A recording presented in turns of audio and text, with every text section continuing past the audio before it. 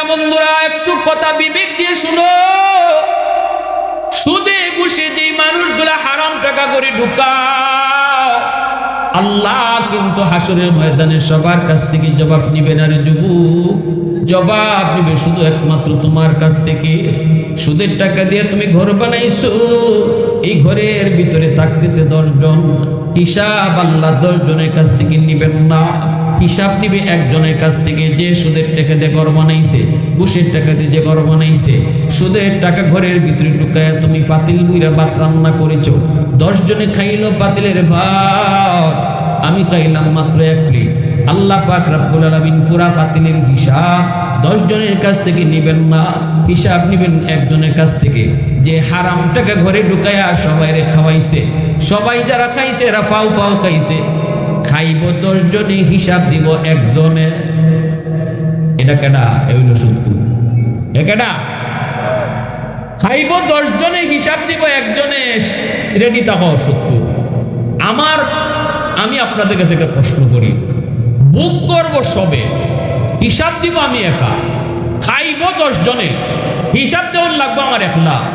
এটা জানার পরেও যারা হারাম টাকা ঘরে ঢুকাইতেছে আর মা ফুলা ফান্ডে খাওয়াইতেছে, বউ বাচ্চারা খাওয়াইতেছে, এরা বুদ্ধিমান না বোকা? আওয়াজ আসতে কেন জোর এখন? একবারে দিল থেকে এখন, এরা বুদ্ধিমান না বোকা? আমি বুঝতাম যদি যারা বুক করতেছে সকলেই জবাব দিত, সকলেই কাছ থেকে আল্লাহ জবাব নিত, তাইলে মনে বুঝ দেওয়া যায়। কিন্তু খাইব 10 জনে, বুক করব 10 জনে, হিসাব দিব আমি একা। এটা জানার পরেও যে সুদ খাইব, দুনিয়াতে এর মতো আস্থা বলদ আর কেউ নাই, এর মতো বলদ আর কেউ নাই। ভাইরা আমার, সুদ করে যে শাস্তি আল্লাহ রাসূল কইছেন, বুতুনহুম কাল বুয়ু ফিহাল হাইয়া তুরাবিন খারিজ বুতুনি। পেটটা ভরা আমি দেখছি সাপে ভরা। মেরাজের রজনীতে জাহান্নামে একদল মানুষের পেট ভরা সাপ। আমি দেখেছি পেটের নারী বুড়ি থেকে সাপগুলা বের হইতেছে, নাকের ছিদ্র দিয়া, মুখের ছিদ্র দিয়া, কানের ছিদ্র দিয়া সাপ বের হইতেছে। আমি জিব্রাইলকে জিজ্ঞেস করলাম, ভাই জিব্রাইল মান হাউলাই, ভাই জিব্রাইল এরা কারা? জিব্রাইল বলেন, হাউলাই আকালাতুর রিবা, এরা আপনার উম্মতের ভিতরে যারা সুদখোর, এদের হলো এই শাস্তি। সুদখোরের একটা শাস্তি হলো এটা, পেটের ভিতরে সাপ ভরা থাকবো। আমি আমাদের হবিগঞ্জের একটা বাজার, নাম বলবো না, নাম বললে চিলে ফেলবেন। ইউটিউবে আমি কথাটা বলছি, আমার বয়ানের ভিতরে কথাটা আছে, নাম বলবো না, দাদাদের জবানে শুনেছি। মার্কা আমার একজন সুদখোর ছিল। এই লোকটা পেটটা মরণের আগে তো বড় হয়ে গেছে। এই লোকটারে নিয়ে যাওয়া হয়েছে সিলেটের নিরাময় পলিক্লিনিক। তখন খালিক ডাক্তার সাহেব দুনিয়ায় জীবিত, যারা বয়স্ক আছেন তারা নাম জানেন, ঠিক না? খুব প্রসিদ্ধ একজন ডাক্তার ছিলেন খালিক ডাক্তার, নিরাময় পলিক্লিনিকের। মেশিন লাগানোর পরে চিৎকার দেয়া কয়, কে গো তোমরা, কে তারা? তোমরা এই লোকটারে কে নিয়ে আইছো? আমার মেশিনের ভিতরে এমন সাপ ধরা পড়েছে, তার পেটের ভিতরে এমন সাপ, এই সাপ আমি জীবনে কোনোদিন দেখি নাই। তাড়াতাড়ি করে আমার হাসপাতাল থেকে নিয়ে যাও। ওই লোকটারে ভারতের মাদ্রাজ নেওয়া হয়েছে। মাদ্রাজের ডাক্তাররাও মেশিন লাগায় কয়, তাড়াতাড়ি ভাগো, এই সাপ বাইর করার মতো কোন যন্ত্র আমাদের কাছে নাই। লোকটারে শেষ পর্যন্ত আনা হলো বাড়িতে, পেটের মধ্যে সাপ লই সে মারা গেল রে যুবক। এই অবস্থায় তারে কবরের মধ্যে রাখা হলো। আমার দাদা যারা আছেন, যিনি নিজে প্রত্যক্ষদর্শী, আজকে আমার দাদা দুনিয়াতে নেই, ইনি কইছে কবরটা দিয়া কিছু দূর আওয়ার পরে আমরা কবরের ভিতর থেকে একটা আওয়াজ পাইছি, মরমর মরমর একটা আওয়াজ পাইছি, হাড্ডি গুড্ডি গুলা সব যেন কে ঘোরা করে ফেলতেছে এমন একটা আওয়াজ পেয়েছি। আল্লাহ পাক সবসময় কবরে আযাব দেখায় না, কিন্তু আল্লাহ মাঝে মাঝে দেখায় আমাদেরকে হুঁশ ফেরানোর জন্য। রে যুবক, এ যুবক, দুনিয়া বেশি দিনের না। কারে খুশি করার লাগে আজকে তুমি হারাম টাকা ঘরে ঢুকাইতেছো, সুদের ব্যবসা কইরা বউ বাচ্চারে খাওয়াইয়া খুশি রাখতেছো। যাদেরকে খুশি করো, একজনও বিপদে তোমার পাশে দাঁড়াবে না। মায়ার নবী, দয়ার নবী, আমার আপনার নবী শাম সিরিয়ার ব্যবসায়ী। আম্মাজান খাদিজাতুল কুবরা রাদিয়াল্লাহু তাআলা আনহার অধীনে মায়ার নবী তিনি চাকরি করেন। আম্মাদান খাদিজাতুল কুবরা রাদিয়াল্লাহু তাআলা আনহা, তিনি ছিলেন একজন আন্তর্জাতিক মানের ব্যবসায়ী। মক্কার জমিনে এত ধনী কোনো নারী ছিল না। আম্মাদান যত ধনী ছিলেন, গাড়ি বাড়ির কোনো অভাব নেই, ফ্যাক্টরির কোনো অভাব নেই, সহায় সম্পদের কোনো অভাব নেই। মক্কার মানুষগুলি ওনার কাছ থেকে সাহায্য নিয়ে চলে, যে যায় তারে তিনি খালি ফেরত দেন না। আল্লাহু আকবার জোরে কও। অনেক উদার দিলের আম্মাদান খাদিজাতুল কুবরা। ব্যবসা শুধু মক্কা মদিনায় সীমিত ছিল না রে যুবক, ওনার ব্যবসা শাম সিরিয়া লইয়া গোটা আরব জুইরা ব্যবসা ছিল। আল্লাহু আকবার। কে? একজন নারী। তিনি কে? আম্মাদান, আমার আপনার আম্মাদান, আমার রসুলের প্রথম বিবি, যার জীবদ্দশায় রসুল আর কাউকে বিয়ে করেন নাই। আম্মাদানের ইন্তেকালের পরে আল্লাহ রসুল একাধিক বিয়ে করেছেন, কিন্তু আম্মাদান যতদিন ছিলেন খাদিজাতুল কুবরা রাদিয়াল্লাহু তাআলা আনহা, রসুল আর কোনো বিয়ে। আম্মাদান আমার রসুলকে তার ব্যবসার চিফ ম্যানেজার বানিয়ে দিয়েছে। রসুল এনে বইছেন আল্লাহ নবীর সততা দেখা, নবীজির সততা, সত্যবাদিতা, স্বচ্ছতা, এগুলা দেখা আম্মাদান মুগ্ধ হইয়া রসুলকে অল্প দিনে তার গোটা ব্যবসার চিফ ম্যানেজার বানিয়ে দিয়েছে। আল্লাহ রসুল চিফ ম্যানেজার হওয়ার পরে যারা আগের থেকেই আম্মাদানের অধীনে চাকরি করত, যেমন ম্যানেজার, বিভিন্ন সেক্টরে বিভিন্ন ম্যানেজার, এরা মানতে পারে না, মান্য নেয় না। 2 দিন হয়েছে না একজনে নিয়োগ পাইছে, তারে আপনি চিফ ম্যানেজার বানাই দিলেছেন। আমরার বস, আমরা স্যার কইতাম, আমরা এটা পারবো না, আমাদের অনেক দিন যাবৎ অভিজ্ঞতা, আমাদের কাউকে আপনি চিফ ম্যানেজার বানান। আম্মাদান বলে, আমি মালিক, তোমরা কথায় শুনবো না, তোমরা আমার কথায় শুনবো, ঠিক না? নি আমি কোনো কাম করলে জবাব তোমরা কাছে দিব না, তোমরা কোনো কাম করার আগে আমার দিকেই দেয়। যদি না ফুসে যার যার বাড়ি যাও। আল্লাহ নবী কিন্তু মানতেছেন না। নবী বলতেছেন যে আপনি আমার এখনই এত বড় দায়িত্ব দিয়েন না, আমি মাত্র ব্যবসা ঢুকছি, আমার এত বড় দায়িত্ব দিয়েন না, আমি মাত্র ঢুকছি, আমি সবকিছু বুঝি না। আম্মাদান বলতেছেন আপনি বুঝেন না, এটা আমারে বোঝানি লাগবে না, আমার বুঝ আছে, যা সিদ্ধান্ত নিয়েছি তাই ফাইনাল। আল্লাহ রসুলকে বলতেছেন যে আপনি চলে যান সিরিয়ায় 90 দিনের জন্য। কয় দিনের জন্য? ব্যবসায়িক কাফেলা নিয়ে 90 দিনের জন্য সিরিয়া চলে যান, আর এদিক আমি সামলাইতেছি। যে 3 জন ম্যানেজারের বিরোধিতা করছে 3 জনই চাকরি থেকে আউট। 3 জন গেলেন বাড়িতে গিয়ে, এখন 1 দিন 2 দিন 3 দিন অফিসে আয় না। বউ কয় কিতা ব্যাপার, অফিসে যাও না, চাকরি করতাম না। তো বউ কয় চাকরি না করলে চুলাত আগুন জ্বলত কেমনে, ঠিক না? নি চুলাত আগুন জ্বলত কেমনে, ফুলা ফান্ডে খাওয়ানি কেমনে, কেমনে করবো চাকরি? কত বছর ধরে চাকরি করতেছি, চিফ ম্যানেজার বানাই দিছে, 2 দিন হয়েছে না একজনে নিয়োগ হয়েছে, নাম মোহাম্মদ, তারে চিফ ম্যানেজার বানাই দিয়েছে আমরা বস। এটা আমার প্রেস্টিজে লাগে না? বউ কয় তোমার প্রেস্টিজের গোষ্ঠী গিলাই, গরনায় সোলাত জ্বলে না আগুন, তুমি আসো তোমার প্রেস্টিজ দিয়া, ঠিক না? নি তুমি আসো তোমার প্রেস্টিজ দিয়া, ফুলা পানে পায় না খাও, তাড়াতাড়ি যাও। মালিকে কারে কি বানাইছে এটা তোমার কি?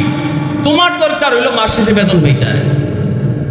আমরা গরো খাও নাই তো, চাউলাই তো, ডাউলাই তো, তাড়াতাড়ি যাও। 3 জনকে ঘর থেকে এমন প্রেশার দিছে, আইসে আবার আম্মাদানের দ্বারা আইসা কয় ম্যাডাম বলেই গেছি, মাফ করে দেন। আম্মাদানে এখন এমনি নেন দিত না, এখন কাগজে স্বাক্ষর করো। কি স্বাক্ষর? স্বাক্ষর করো, আমি লিখতেছি। আম্মাদানে কাগজে লেখছেন, লেখা পড়তেছে। ওই দেখো পড়ো, ফইরা এরপরে স্বাক্ষর দেওয়া নিছে। পড়া হইলো কি, তার লেখাটা হইলো আমি জীবনে কোনোদিন চিফ ম্যানেজারের বিরুদ্ধে কথা হইতাম না। আল্লাহু আকবার জোরে বল। তো এই কথাখানের মাঝে স্বাক্ষর দিয়া বালা করে জ্বালাই দিয়া এখন নিব, এমনি না। তিনজনে স্বাক্ষর দিছে, দেওয়ার পরে আবার নিয়ে গেছে। আম্মাদার নবীজির সঙ্গে তিনি একজন পিএস দিয়া দিলেন। পিএস কে তিনি বলছেন, তুমি আসা যাওয়ার পথে শুধু দেখতো কি ঘটে না ঘটে, কারণ আমি আমার ম্যানেজারের এমন কিছু দৃশ্য দেখেছি গো, যে দৃশ্যগুলি দেখার দ্বারা আমি বুঝতেছি ইনি সাধারণ কোনো মানব নয়। আমি দেখেছি আমার বকরিগুলাই ইনি কিছুদিন রাখালি করেছেন। আমি দেখেছি মরুভূমির প্রচন্ড রৌদ্রের মধ্যে তিনি বকরি রাখালি করেন মরুভূমিতে, কিন্তু দেখলাম তার মাথার উপরে একটা মেঘের আবর সবসময় ছায়া দিয়া রাখে। আমি দেখেছি শুধু তাই নয়, আমি আরো দেখেছি বিষাক্ত সাপ ফনা দিয়ে আতারে বাতাস দেয়। আল্লাহু আকবার জোরে বল। আমি দেখেছি আমার ছাগলগুলি তার রাখালি করতে হয় না। আমি দেখেছি দুইটা বাঘ দুই দিক থেকে ছাগল রাখালি করে। এতে আমার বুঝ হয়ে গেছে ইনি সাধারণ কোন মানব নন, ইনি অনেক বড় মহামানব। যাও তুমি তার সাথে যাও, তুমি শুধু দেখবা, আসা যাওয়ার প্রতি কি দেখছো তা বলবা, সিরিয়াতে ব্যবসা কেমন করে তাও তুমি দেখবা, ব্যবসা করার আনা নেওয়া সবকিছু তোমার নজরে যা পড়বো তুমি লিখবা। ওই অবস্থায় সিআইডি নবীজির সাথে গেল, ব্যবসা নবী করলেন। 90 দিন এই দিকে পার হয়ে যাবে, আর মাত্র একদিন বাকি। আম্মাদার নবীজির প্রতি ভিতরে ভিতরে দুর্বল, ভিতরে ভিতরে তিনি দুর্বল হয়ে পড়েছেন। বান্ধবীদেরকে বলেন, বান্ধবীরা চল ছাদের উপরে যাই, আমার ম্যানেজার আওয়ার টাইম হয়ে গেছে, চলো আমরা ছাদের উপর থেকে দেখবো কোন দিক থেকে আসে।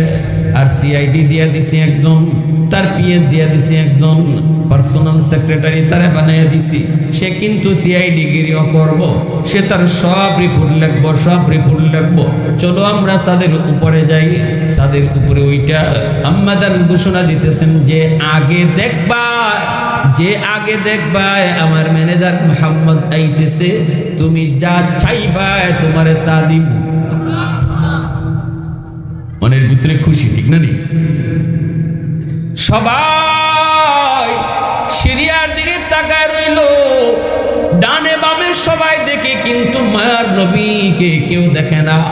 হঠাৎ করে আম্মাদান নিজেই চিল্লানি দিয়ে উঠছেন, আল্লাহু আকবার। আম্মাদান কয়, দেখা যায় আমার ম্যানেজার আসতেছে, আমি দেখে ফেলেছি। বান্ধবীরা কই, সখী তুই কেমনে দেখলি? কয়, দেখতেছি, একটু পরেই দেখবি, একটু পরেই তোদের নজরেও আসবে। একটু পরে দেখা গেল, ঠিকই তো দেখা যায়। নজরে পড়লো, উট নজরে পড়লো, নবীকেও নজরে পড়লো। বান্ধবীরা কয়, কেমনে তুই দেখলি? আমরা তো আগে দেখলাম না, তুই কেমনে আগে দেখলি? আমি কেমনে দেখেছি না আন্দাজ করেছি। আন্দাজ আমি ওই দিক থেকে দেখতে পেলাম একটা মেঘমালা কাকে ছায়া দিয়া দিয়া যেন সামনে আইতেছি। এই সেই মেঘমালা, যেই মেঘটাকে আমি আমার মরুভূমিতে তার মাথায় ছায়া দিতে দেখলাম। এতে করে আমি বুঝে গেছি এই মেঘের ছায়ার নিচে আমার ম্যানেজার মোহাম্মদ। ভাইরা বন্ধুরা, পিএসের কাছ থেকে তিনি সব রিপোর্ট নিলেন। আসার পরে দেখা যায় মায়ার নবী সততার সাথে ব্যবসা করেছেন। যেটা মন্দটারে মন্দ বলেছেন, যেটা খারাপটারে খারাপ বলেছেন, ভালোটারে ভালো বলেছেন। অতিরিক্ত দাম নবী চান নাই। গুবনে ফাহেশ দাম হইল 10 টাকা, সাইজে 3000। এমন আসেনি না নাই গুলিস্তানের ব্যবসায়ী?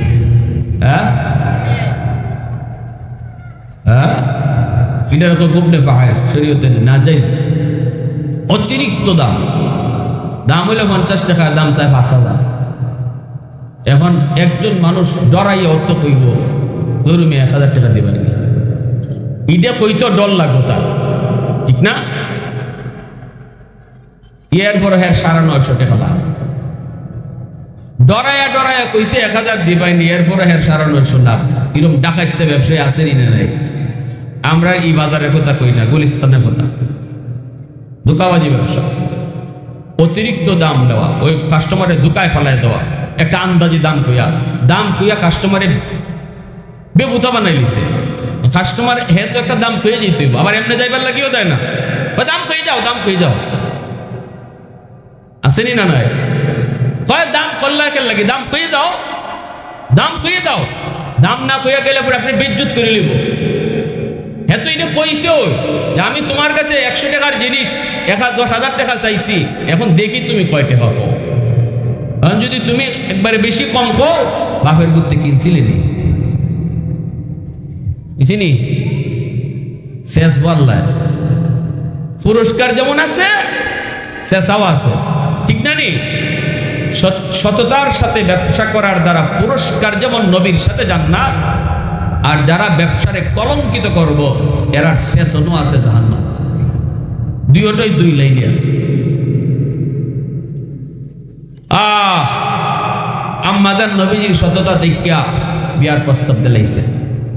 নবীজি বিয়ার প্রস্তাব পাইয়া শরমে চাকরি ছেড়ে আইছে। আমার নবীর শরম কম না বেশি? জোরে কম না বেশি?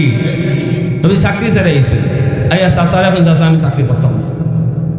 চাচা এখন কেনে? চাচা আমার মালিক যে ম্যাডাম বালা, খুব বালা মানুষ, খুব বালা, তুলনা হয় না। চাচা তুমি তো চাকরিটা তো আমার দিয়েছিলা, খুব বালা মানুষ, তুলনা হয় না, কিন্তু আমার কাছে বেশি সুবিধা লাগে না। রসুল এখন কি তুইছে আমার বিয়ার প্রস্তাব দিয়েছে, আমি তাইনের আন্ডারে চাকরি করি, এটা হয়নি চাচা, এটা হয়। চাচা আবু তালিব তখন মুসলমান না, মুসলমান কইছিল না কোন সময়, কিন্তু রসুলটা মায়া করছিল, এত মায়া করছিল। চাচা আবু তালিব যতদিন দুনিয়ার বাচ্চা আসলা, রসুলের গায়ে টুকা দেওয়ার সাহস বেদিন বেঈমানরা করছে না, টুকা দেওয়ার সাহস করছে না আবু তালিবের বাতিদা। তো চাচাই কইতেছে বাজান, বাজান তোমার ম্যাডাম তো খাদিজাতুল কুবরা, আরবের ভিতরে সবচেয়ে ধনী একজন নারী, শুধু ধনী নয়, আরবের ভিতরে সবচেয়ে সুন্দরী, শুধু সুন্দরী নয়, তার চরিত্র হলো সবচেয়ে সুন্দর। আরবের ভিতরে কেউ চোখ তুললে তার দিকে তাকানোর সাহস করে না, সুন্দর বেশি হইলে পরে কলঙ্কের দাগ লাগে। কিন্তু খাদিজা এমন এক সুন্দরী আরবের, যার চরিত্রের ভিতরে বিন্দু পরিমাণ কোন স্পট নাই। আল্লাহু আকবার। এ বাতিজা মুহাম্মদ, কত রাজপুত্ররা তার বিয়ে করার জন্য পাগল, কিন্তু সে কাউকে পাত্তা দেয় না, সে বিয়ে বসবে না। 2টা স্বামী আগে মারা গেছেন, এজন্য সে কারো কাছে বিয়ে বসবে না। এখনো কত রাজপুত্ররা প্রিন্সের মতো চেহারা, সবাই তাকে বিয়ে করার জন্য পাগল, কিন্তু সে রাজি হয় না। যদি তোমাকে বিয়ে প্রস্তাব দিয়ে থাকে, কেমনে দিছে কয় নিজে না, কেমনে দিছে কয় বান্ধবীর দেওয়াইছে। আল্লাহর নবী চাচাই কয় বাতিজারি, এমনটা হইলে তো বেটা আমরা কপাল করলো না। কিতা করলো না? কপাল করলেন বাবা, জীবনে খুব অভাবে গেছে রে। আল্লাহ রসুল চাচা ইতা মাত মাইতুন না, ইতা হয় না। তো সাথে সাথে চাচা কয় ঠিক আছে বাতিজা, তোমারটাই ঠিক বাবা, তোমার কোনো কাম কাজ করা লাগতো না, চাকরি বাকরি দরকার নাই, রক্তবীজ চইল চাচাই তোমার খাওয়াই তাহ। পরের দিন আম্মাজান নিজেই আইসেন নবীর বাড়িতে। নবীজির চাচা আবু তালিব কয় খাদিজা, গরিবের বাড়ি হাতির বাড়া কেন? আম্মাজান কয় আমি আপনার কাছে ভিক্ষা চাইতে আইছি। নবীজির চাচা আবু তালিব ডাক দিয়ে কয় খাদিজা, আমার কাছে তোমাকে ভিক্ষা দেওয়ার মতো তো কিছুই নাই। সাথে সাথে আম্মাজান কয় না, যেটা আছে এটা দিতে পারেন, আমি এমন জিনিসই চাইবো যেটা আপনার কাছে আছে। কোনটা? আপনার বাতিজা মুহাম্মদ, যদি আপনার বাতিজা মুহাম্মদের বউ আমার বানান, যদি আপনি আপনার বাতিজার বউ বানান, আমি সারা জীবন আপনার বাড়ির উঠান ঝাড়ু দিব। নবীজির চাচা আবু তালিব কয় ঠিক আছে বাতিজা, যা কইছিল তো তা ঠিকই। সাথে সাথে গিয়া কইতেছে বাতিজা রে, তুমি যা কইছিলে কথা তো ঠিক, খাদিজা তো নিজে আইছে এখন বিয়ে বসার জন্য, কি করবো বাতিজা একটু কও না। ও বাতিজা একটু রাজি হয়ে দাও। বাতিজা একটু রাজি হয়ে যাও, বাবা রাজি হয়ে যাও। আল্লাহ রসুল চাচা এতই যখন কইতাছেন, তাইলে আমি আপনারে ওই 3টে শর্ত লাগবো, 3 শর্ত যদি মানুন তাইলে আমি বিয়াত রাজি আছি। আল্লাহ রসুলের চাচা আইসে আয়া কইতাছেন, আপনারে আমার বাতিজা কিছু শর্ত দিব, শর্ত মানবানি। সাথে সাথে আম্মাদান কইন 100টা শর্ত দিলেও রাজি আছি। চাচায় গিয়া কয়, বাতিজা খাদিজা 100 শর্ত দিলেও রাজি। বাতিজা 3টা দরকার নাই, শর্ত আরো 2-1টা বাড়া। আল্লাহ রসুল কয়, চাচা বাড়ানি লাগতো না, 3টিও যথেষ্ট। কতে বাতিজা একটু চাচার পায় চাইস। জীবনে খুব কষ্ট হয়েছে রে বাবা, অভাবের সব হয়ে গেছে। তো চাচার পায় চাইয়া 2-1টা শর্ত চাচার পায়ে লাগাইয়া কইছে। আল্লাহ রসুল আপনি টেনশন করেন না চাচা, সবই করুন। রসুল বইয়ে কোন 1 নম্বর শর্ত, আপনার যত বাড়ি আছে সব যাদের বাড়ি নেই তাদেরকে দিয়ে দিতে হইবে। আম্মাদান কোন আমি রাজি। 2 নম্বর শর্ত কওয়ার আগেই চাচায় চায়, চাচা বাতিজা রসুল কইব 2 নম্বর শর্ত হলো, আপনার আমার বার ঘরে যদি আপনি আসেন, আপনি একজন ধনী মহিলা, জীবনে কোনোদিন অভাব টের পান নাই, কোনোদিন বোকা থাকতে হয় নাই, রগমহলে থাকছেন, বড় বড় অট্টালিকার ভিতরে থাকছেন, কিন্তু আমি মুহাম্মদ একজন গরিব, আমার নিজের কোনো গড়ই নেই, আমি চাচার ঘরে থাকি, চাচার ঘরে খাই, আমার চুলাওই নেই। অতএব আমার ঘরে আইলে পরে আপনি না খায়া থাকতে হবে। কখনো কখনো 1 দিন 2 দিন 3 দিন চলে যাবে, মুহাম্মদের চুলায় আগুন জ্বলবে না গো, ঘরের ভিতরে ভাঙ্গা বেড়া থাকবে, আপনি পারবেননি, ভুকা থাকতে কষ্ট সহ্য করতে পারবেননি। আম্মাদান কয়, আমি আপনারে যদি পাই সারা জীবন না খায়া থাকতে রাজি। এখন রয়েছে কয়টা? চাচা কয় বাতিজা আর আছে একটারে বাবা। রসুল কয়, আপনার যত সম্পদ। এমনি চাচা খুশি, চাচা বাতিজা হইলাম। আরে আমার লাগে যদি নাও খসবে না, তোর লাগে হইলেও খব, তোমারটা হইল তো আমি হই, ঠিক না? নবী কয়, আপনার যত সম্পদ, সব সম্পদ গরিব অসহায় মিসকিনদের মধ্যে দান করে দিতে হবে। আম্মা দান কয়, আমি রাজি। চাচা কয়, তোর বিয়া তুই কর, আমি গেলাম। দিনের নবী, মার নবী, রহমতের নবী, তিনি ব্যবসায়ী ছিলেন। আম্মাদান তার সকল সম্পদ নবীর কাছে দিয়ে দিয়েছেন। নবীজি একদিনের মধ্যে সব সম্পদ তিনি বন্টন করে দিয়েছেন। একটা সুতাও আল্লাহর নবী রাখেন নাই, বউয়ের বাড়ি থেকে একটা সুতাও নবী রাখেন নাই। আর আমরা বিয়া করার আগে কই ফালসাল লাগবো, ঠিক না? আবার কিছু কিছু ছেলের আব্বা আম্মা আছে, কি দেওয়ান লাগবো কইলে নাউজুবিল্লাহ নাউজুবিল্লাহ, আল্লাহ নাজাইজ, ইতা পারে না, তা যৌতুক হারাম, হুজুরে কইছেন হারাম। তো ওই যে ঘরটা আইব, এটা তো আপনার মেয়েও, এই ঘরটা একটা ফ্রিজ হইলে আপনার মেয়েও তো ফ্রিজ ব্যবহার করবো। যে খাট পালংটা দিবা, এটা তো আপনার জিওই থাকবে। আর রুমটা সাজাইতে একটা টেলিভিশন 26 ইঞ্চি বা 40 ইঞ্চি, এটা আপনার ফিরেই দেখবো। ওই দেখেন কেমনে লয়, কইলা কইছি ইন্না লিল্লাহ, ইতা পারে না, ইতা আমরা বংশ তো নাই। আবার কেউ আছে ঘুরাইয়া মারে, নিজে হয় না, আর একজনকে দেখো হয়। এই যুগে ফালসান না দিলে হয়, খোলাটা একটা খামের ব্যবস্থা করতে হইব না। সৌদি আরব যাইতো, 7 লাখ টাকা 8 লাখ টাকা লাগবো, টাকাটা দিলে টাকা কামাইবো, এটা তো তোমার দিল লাগি। ওই তুই আকামা খোলারে বিয়া করা হলে, বিয়া কইরা ওর বাড়ির টাকা দিয়া বিদেশ যাইবো, এরপরে বউ বানতো। আল্লাহ রাসূল সাল্লাল্লাহু আলাইহি ওয়াসাল্লাম সাফ সাফ বুঝিয়ে দিয়েছেন, আপনারা কোন যৌতুক নেওয়া হালাল না হারাম। আওয়াজ আসতে হয়েছে, রুগী আছে মনে হয়, আরো জোরে, হালাল না হারাম? না পাক, এটা না পাক, এটা হারাম। হারাম যে ঘরে যৌতুক ঢুকবো, এই ঘরের মধ্যে বিষাক্ত সাপ কমাইল, সব জ্বালায় দেয়।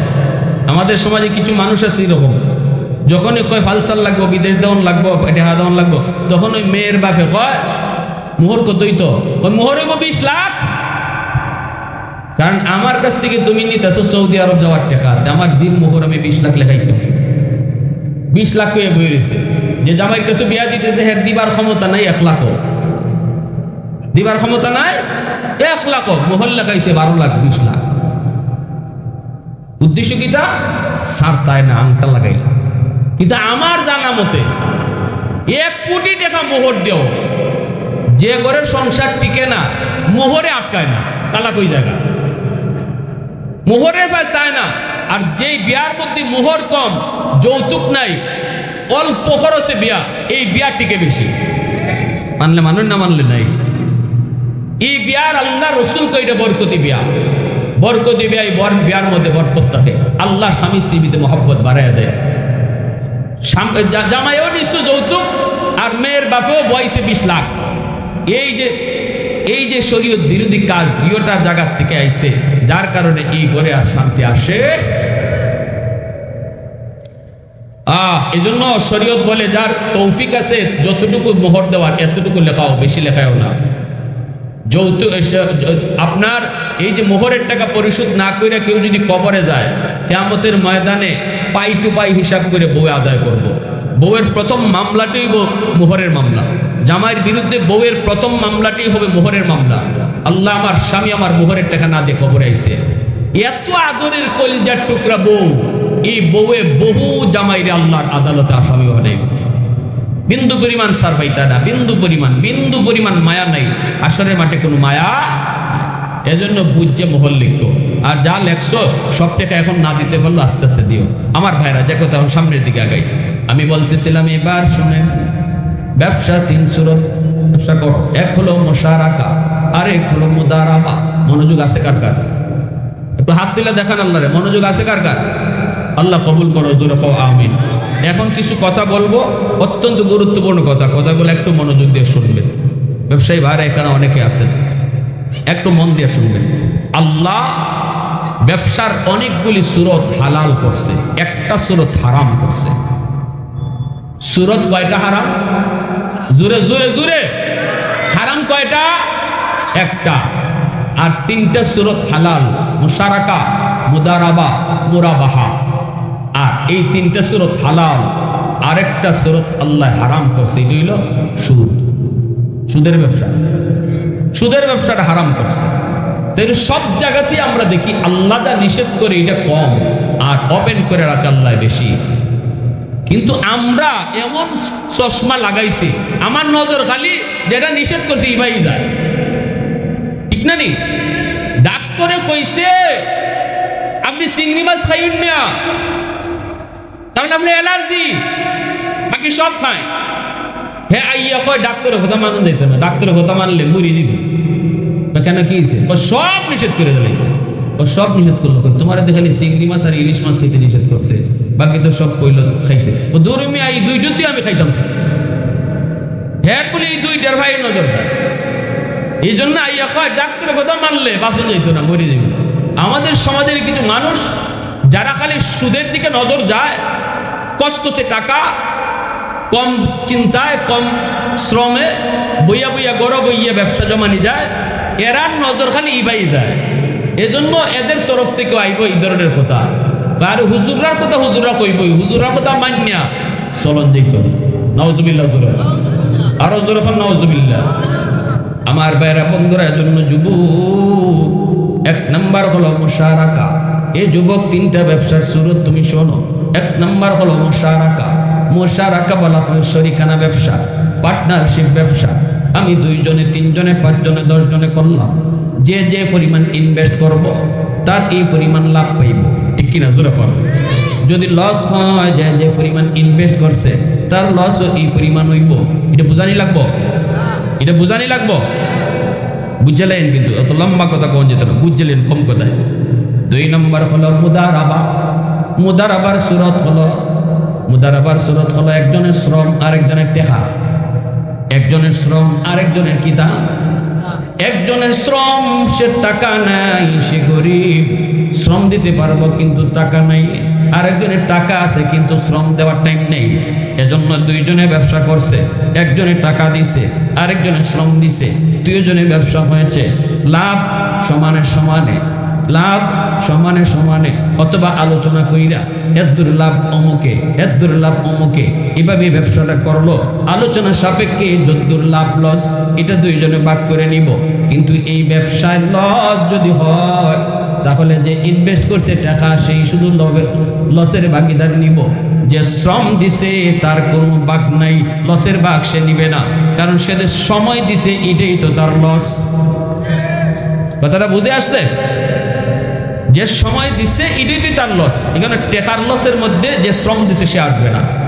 ইনভেস্ট যে করছে সে লাভের অংশীদার দুইজনে নিব, লসের অংশীদার শুধু একজনে নিব, যে টাকা ইনভেস্ট করছে।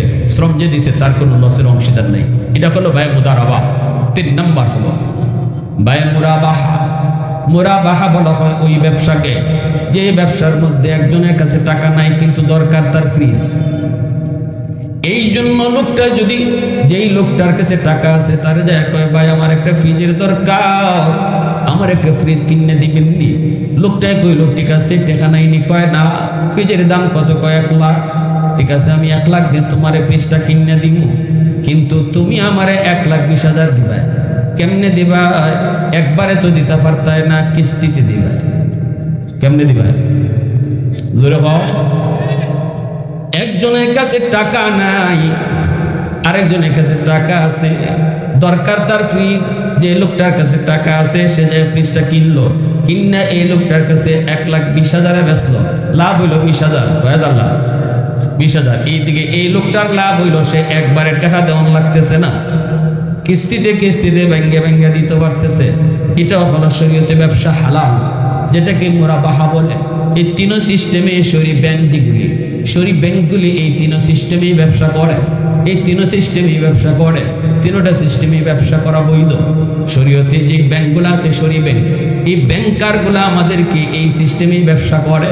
বাকি তারা ওই যে বাংলাদেশ ব্যাংক থেকে সুদ আনলো কি না আনলো সেটা তাদের ব্যাপার, কিন্তু আমার সাথে এই ব্যাংকের যে লেনদেন, এই লেনদেনটা সে এই 3 সুরতে দেখাইতেছে। এজন্যই উলামা একরাম কয় শরীফ ব্যাংকে টাকা রাখা এবং শরীফ ব্যাংকের সাথে লেনদেন করা জায়েজ, কারণ আমার সাথে তার শরীর লেনদেনে হইতেছে। সে কার সাথে কোন ব্যাংক থেকে আবার সুদে টাকা আনতেছে এটা সে জবাব দেবে। আল্লাহ নবী বলে লা দারারা ফিল ইসলাম, ধোঁকাবাজি ইসলামের ভিতরে নাই। ওয়ালা মাইসির ফিল বাই, ব্যবসার মধ্যে না। লটারি জুয়া এগুলা ব্যবসার মধ্যে নাই। শরীয়তে একটা ব্যবসা হারাম করছে, সেটা হলো লটারি। লটারি দিয়ে যদি কেউ কাউকে ব্যবসার নামে, এই লটারির ব্যবসা হারাম। কেন?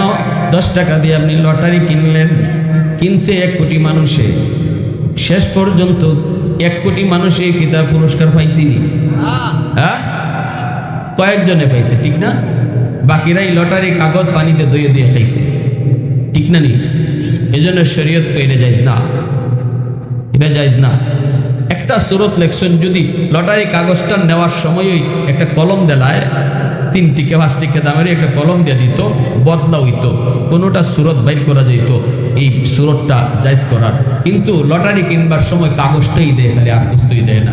না পাইলে এই কাগজ দুইই তুমি খাইতে, ঠিক না? নি শরীয়তে আর একটা সুরত ব্যবসার মধ্যে হারাম করেছি, সেটা হলো লা দারারা ফিল বাই, ধোঁকাবাজি ব্যবসার মধ্যে নাই। যেই ব্যবসার মধ্যে ধোঁকা থাকতে পারে এটা শরীয়তে না জায়েজ বলেছে, কারণ এখানে আমাদের ঝগড়া আসতে পারে। কোন সুরত? আকাশের উপরে কবুতর উঠতেছে, একজনে কবুতর পালে, কবুতর উঠতেছে আকাশে, আকাশে রেখে কবুতর বিচ্ছে লাইছে। ওই যে দেখো আমার 10টা কবুতর, এই 10টা কবুতর তোমার কাছে বেচলাম, এটা না জায়েজ। কেন? কারণ 10টা কবুতর প্রতিদিন তোমার বাড়িতে আসে, কিন্তু আজকে নাও হইতে পারে, ঠিক না? অথবা একটাও নাও হইতে পারে। একটা যদি না তখন তো মাইলে কি যাব, তুই তোর 10টা কবুতর কইছিস, আইলো দিন 9টা আরেকটা কই, মারামারি হওয়ার আশঙ্কা আছে, ঝগড়াঝাটি হওয়ার আশঙ্কা আছে। যে ব্যবসার মধ্যে পরিণাম ঝগড়ার দিকে যায়, শরীয়ত এটা না যায়। এটা হলো রুল, যে ব্যবসার মধ্যে ঝগড়ায় যায়। হাওরে তুমি মাছ কিনছো, মাছ ডাক নেও, জলমাল না যাইস। আপনি যে এখানে জলমালের এই আওয়ারের মাছ কিনছেন, মাছ দেখছেন? এই যে বড় বড় ওয়া দিতেছে, পুকুরের মাছ কিনছেন, এই যে আপনি ওয়া দিকে দিকে মাছের ওয়া দিকে দিকে আপনি মাছ কিনতে পুকুর কিনে লইছেন, এটা মাছের ওই ওয়া না কাঁকড়ার ওই ওয়া, এটা কোনো খবর আছে? হ্যাঁ, একটা পর্যায়ে আইব কি তাই, আল্লাহ আমি এত টাকা দিয়ে কিনছিলাম ভাই, লস তো খাইছি ভাই, মাছ তো আইডিয়া করছিলাম এরকম হইব, ওইছে না তো আমার কিছু কমায় দাও, আমি এত টাকা পারতাম না, এরকম কথা আয়নি? জোরে কন্যা গেল লাগে আয়নি? হে যদি না মানে বলে না আমার এত টাকা লাগবেই, যেটা বেচা হয়েছে এইটাই, তুই ঝগড়া হইবনি। শরীয়ত বলে না যাইজ, যে জিনিস তুমি বেচবা এটা তোমার হাতে আগে কবজা করো, তোমার নিয়ন্ত্রণে আসতে হবে, হাতে কবজা আনতে হবে, এরপরে তুমি এটা বিক্রি করো। গরুর উলানের মধ্যে দুধ রেখে বিক্রি করা না যাইজ, কারণ উলান ফুল্লা রইছে, তুমি বুঝতেছো দুধ, এটা টিউমার হইতে পারে, ঠিক না নি? টিউমার হইতে পারে, তুমি এতগুলা দুধ মনে করে কিনছো, পরে যখন দুধ খিরাইবা দেখবা দুধ নাই। শরীয়ত বলে যে জিনিস বেচবা এটা আগে হাতে আনো, আগে কবজায় আনো, এরপরে বেচো। উড়ন্ত পাখি বিক্রি করা না যায়, পানির নিচের মাছ বিক্রি করা না যায়, গরুর উলানের ভিতরে দুধ রেখে দুধ বেচা না যায়, কারণ শরীয়ত এটাকে সাফ সাফ রাখে, ব্যবসাটা যেন পরিষ্কার হয়, ব্যবসার মাঝে কোনো ধোঁকাবাজি নেই, ব্যবসার ভিতরে আন্দাজে ব্যবসা শরীয়তে সেটা সমর্থন করে না, এটা ঝগড়া হওয়ার আসল। একটাই শুধু হারাম, সেটা হলো সুদ। এ যুবক একটু খেয়াল করে শুনো, এই জমিনের ভিতরে আল্লাহর এমন অনেক বান্দা আছে যারা সুদ খায়, সুদের ব্যবসা করে, কিন্তু এটারে বুক ফুলায় ব্যবসা করে, এটা যে হারাম অবৈধ কাম করে এটা মনেই করে না। শরীয়তের ভিতরে কোনো বিধিবিধান নেই। যুবক কেউ যদি মনে করে এটা হারাম না, অথচ শরীয়তে হারাম, এটা মন্দ কাজ না, অথচ এটারে সে মন্দ মনে করে না, মন্দ কাজ কিন্তু মন্দ মনে করে না, শরীয়ত বলে এই মানুষটার ঈমান থাকে। একজন মানুষ সুদের ব্যবসা করে কিন্তু যদি দিলের ভিতরে এই নিয়ত রাখে, মালিক আমি বহুত বড় অন্যায় করতেছি, আল্লাহ তুমি আমার একটা সময় এখান থেকে বাইর করো, আল্লাহ তুমি আমার এই পথ থেকে সরাও, আল্লাহ আমি বহুত বড় ভুল করতেছি, এই মানুষটার ঈমান যাবে না, বেঈমান হবে না, বেঈমান হবে না। কিন্তু যেই মানুষটাই কইব সুদ আর ব্যবসা তো একই, ব্যবসা করলে যেমন লাভ হয় সুদেও তো এমন লাভ হয়, সে যদি ব্যবসাকে হালাল মনে করে আর সুদকে হারাম হালাল মনে করে, এই মানুষটা আর মুসলমান থাকে না, ডাইরেক্ট বেঈমান হয়ে যায়। কয় হুজুর আমি তো সুদ খাই না, সুদের ব্যবসা করি না, আমি ইন্টারেস্ট নেই, কিনে নাম বদলাইলেছে, এমন সালাক্য বাঙালি আসেনি না? সুদ বুঝিনি আমরা, 10,000 টাকা দিয়া 20,000, 20,000 দিয়ে 30,000 টাকা দিয়ে টাকা দিয়া টাকা আসেনি? খালি নাই না, কখন ব্যাটারি দিতে খালি খায় না, পিঠতে ওষুধ খায়, কখন ধনীরা সুদ খায় না, রিক্সাওয়ালায় ওষুধে টাকা, গরিবের ঘরও সুদ ঢুকে গেছি, গরিবের ঘরও সুদ ঢুকছে, যার কারণে মুসলমানের ঘরে এত অশান্তি, স্বামী স্ত্রীর ভিতরে অশান্তি, ভাই ভাই অশান্তি, বাপ বেটা অশান্তি, রহমত নাই, ঘরের ভিতরে রহমত নাই, হারাম ঢুকতেছে।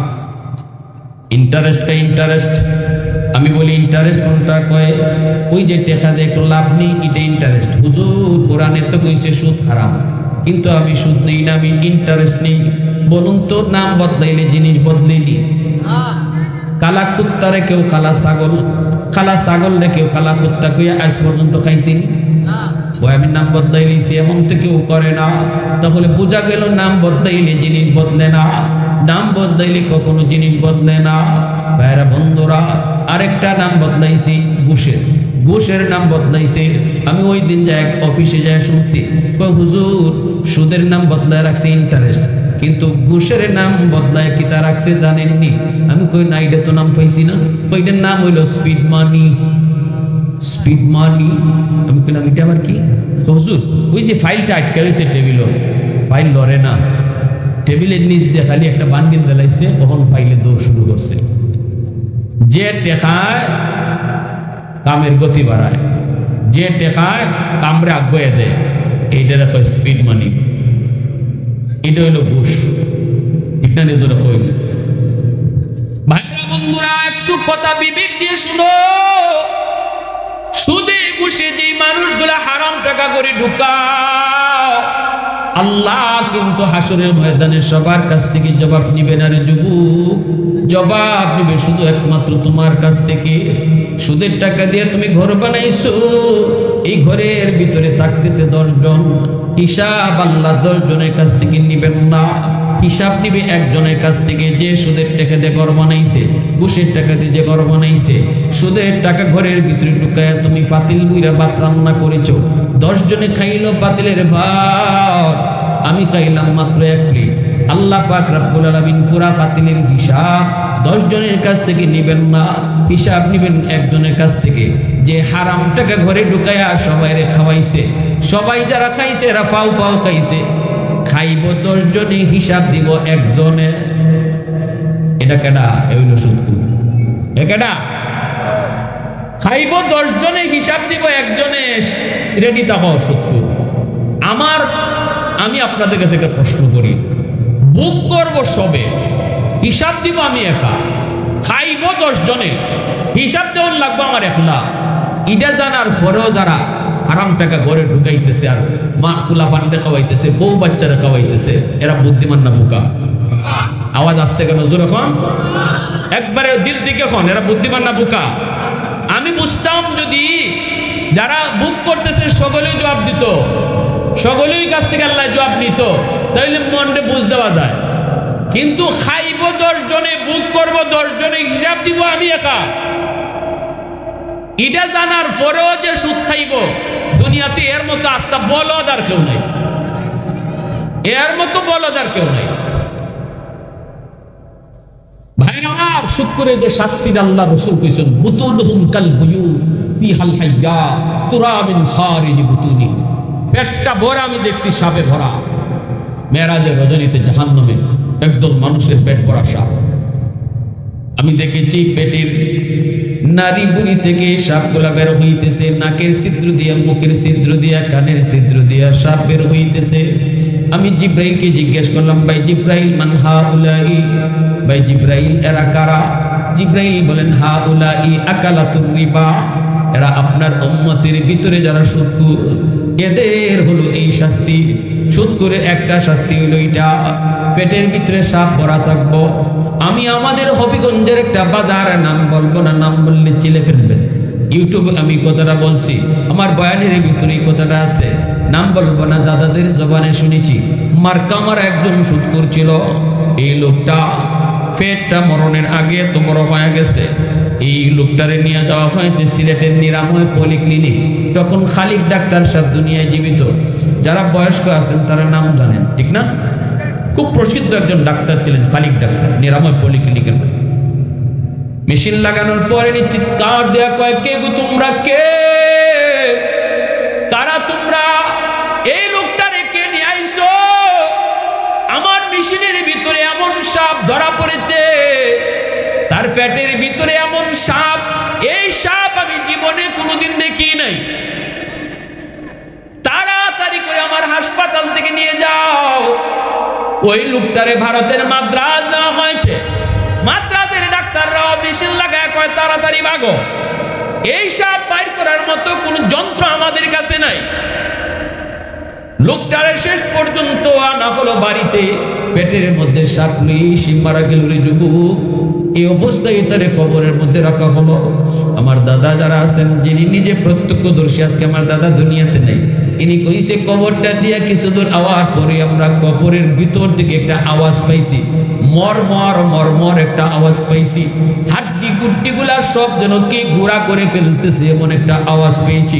আল্লাহ পাক সবসময় কবরে আযাব দেখায় না, কিন্তু আল্লাহ মাঝে মাঝে দেখায় আমাদেরকে হুঁশ ফেরানোর জন্য। রে যুবক, এ যুবক, দুনিয়া বেশি দিনের না, তারে খুশি করার লাগে আজকে তুমি হারাম টাকা ঘরে ঢুকাইতেছো, সুদের ব্যবসা কইরা বউ বাচ্চারে খাওয়াইয়া খুশি রাখতেছো।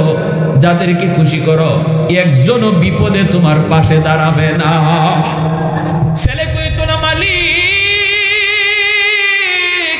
আমার আব্বারে তুমি সাইরা দাও। বউ কইতো না, মালিক আমার স্বামীরে তুমি সাইরা দাও। মায়ও কইতো না, আল্লাহ আমার সন্তান রে তুমি ছাইরা দাও। সবাই কইব আমরা কি জানি, আমরা তো জানি না তুই কেমনে টেকা আনছ, কেমনে খাওয়াইছ, তোরটা তুই বুঝ।